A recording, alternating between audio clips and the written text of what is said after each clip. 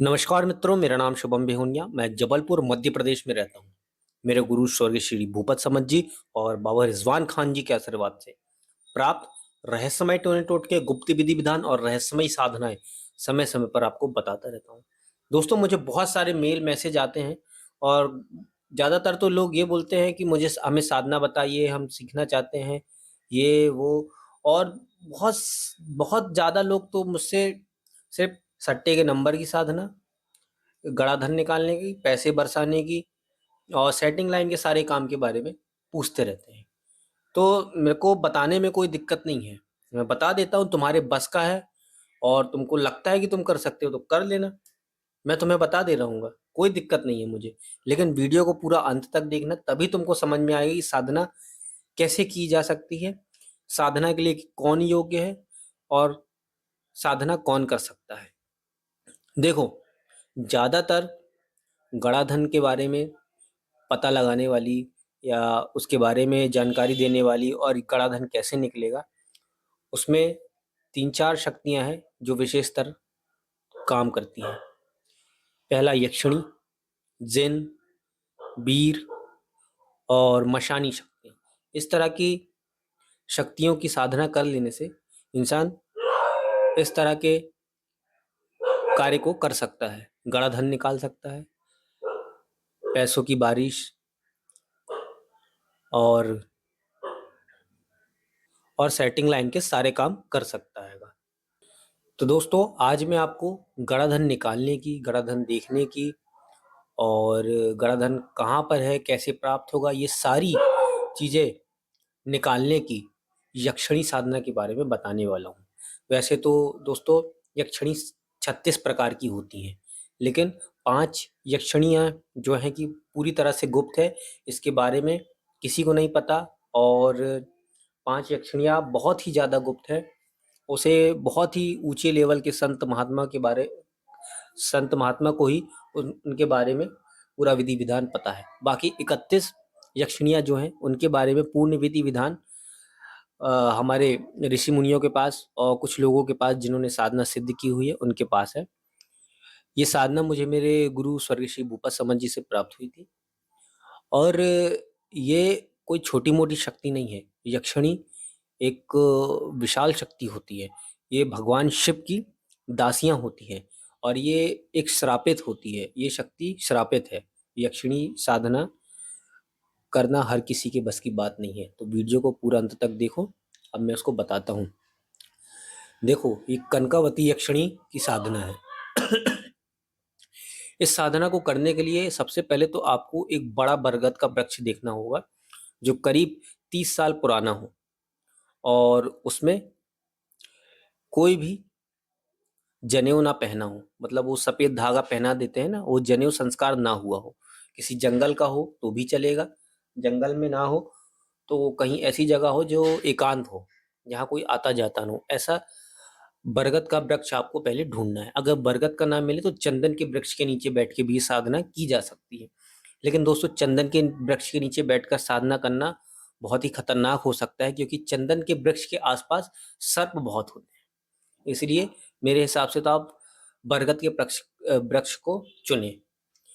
जब आपको बरगद का वृक्ष मिल जाए तो आप एक सुंदर सा मंडल बनाए, यानी अष्टदल कमल बना ले।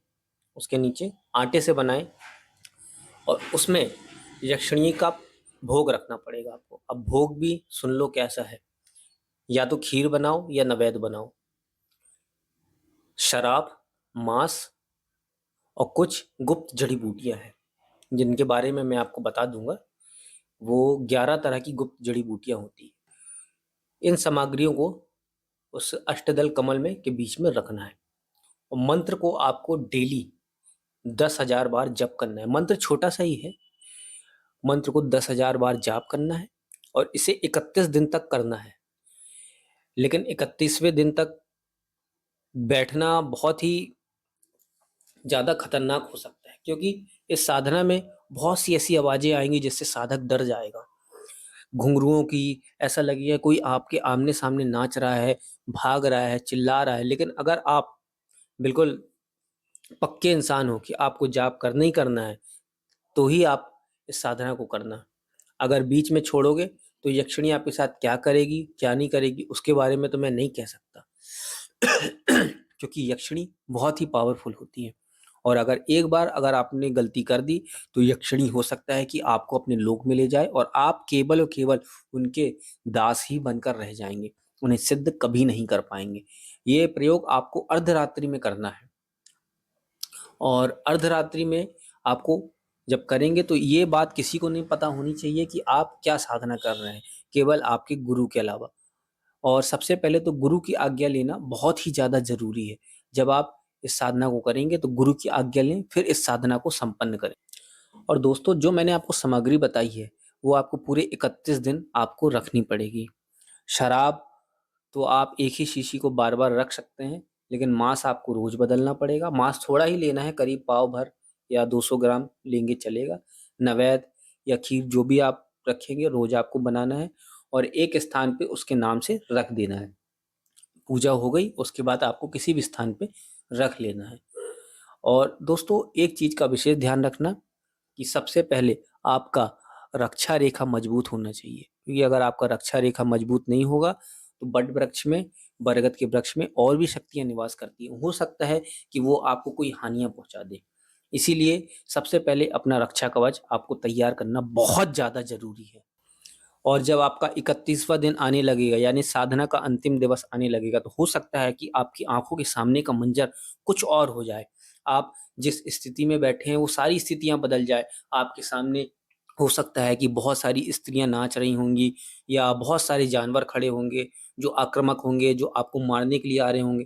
लेकिन आपको केवल और केवल अपने जप पे ध्यान रखना है। आंख बंद कर लो, ज़्यादा डर लग रहा है तो आंख बंद करके जप करो, और जैसे ही आपका 10,000 जाप पूरा हो, तब आपको बात करना स्टार्ट करना है यक्षिणी से। तो दोस्तों, यक्षिणी आपको प्रत्यक्ष या अप्रत्यक्ष रूप से कैसे भी आ सकती है आपके सामने। अगर अप्रत्यक्ष रूप से आएगी तो केवल आवाज के माध्यम से बात होगी, और प्रत्यक्ष रूप से आएगी तो आपको वो दिखेगी भी और बात भी करेगी। और दोस्तों, जब ये सिद्ध हो जाएगी, यानी कि जब वो आ गई, समझ लो जब आपका जाप पूरा हो गया और यक्षिणी आ गई, तो आपको अपने आपको अपने शब्दों में ध्यान देना है। दोस्तों, शब्दों में बहुत ही ज़्यादा ज़रूरी है ध्यान देना, क्योंकि अगर आपने यक्षिणी देवी को माँ कहा, तो हो सकता है कि साधना वहीं विफल हो जाए। यक्षिणी को माँ नहीं कहना है, यक्षिणी को आपको हे देवी ही संबोधन करना है। आपको कहना है, हे देवी, मैंने आपका जप पूर्ण किया है और मैं चाहता हूँ कि मुझे गड़ा धन निकालने की सिद्धि प्राप्त हो। तो देवी आपको हो सकता है कोई अंजन प्रदान करेगी, हो सकता है कोई लकड़ी दे दे, या कोई पत्थर दे दे, या कोई कपड़ा दे दे, या जो कुछ भी दे सकती है वो, और फिर आपको गड़ा खजाना देखने के बारे में वो आपको बताएगी। ये बात आपको अपने तक रखना है, गुप्त रखना है। अगर आप यक्षिणी के हिसाब से चलोगे तो आगे, बहुत आगे तक चले जाओगे। और अगर उसने कुछ कहा और आपने नहीं माना, तो यक्षिणी जान भी ले लेती है। इसलिए दोस्तों, ये बहुत ही खतरनाक साधना है। सोच समझ के करना, गुरु की आज्ञा लेकर के करना। कनकावती यक्षिणी साधना है। इसका मंत्र है ओम ह्रीम आगच्छ कनकावती स्वाहा। ये मंत्र है ओम ह्रीम आगच्छ कनकावती स्वाहा। दोस्तों, इसके बारे में और ज़्यादा जानकारी आपको प्राप्त करना है तो आप मुझे मेल कर सकते हो, व्हाट्सअप कर सकते हो। मैं आपको वहाँ पर और अच्छे तरीके से बता दूंगा कि इसमें और क्या क्या सावधानी रखनी है। अगर आपको मेरा वीडियो अच्छा लगा तो मेरे चैनल को लाइक शेयर और सब्सक्राइब करना। मिलते हैं मेरे अगले वीडियो में, तब तक के लिए नमस्कार।